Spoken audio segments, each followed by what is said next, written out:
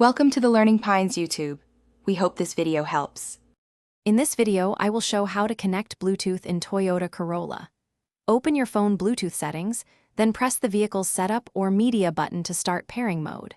Follow prompts on the touchscreen to confirm a passkey and accept pairing on your phone. If prompted, allow contacts and messages for hands-free features. Keep your phone software updated and repeat pairing after a factory reset to restore connections easily. Open the Corolla touchscreen menu and tap Bluetooth to begin pairing, then choose Add Device to make the car discoverable. Watch for the phone to display Toyota Bluetooth, tap it, and verify the passkey matches on both devices. After pairing, enable contacts and message access if you want voice call and text features. If connection fails, restart your phone and the car system before trying again for a quick reset and retry. If you're finding this guide helpful, please subscribe and like to support more content. Quick recommendation: the Owala water bottle is great for road trips, fits most cup holders, and keeps drinks cold so you stay hydrated on longer drives.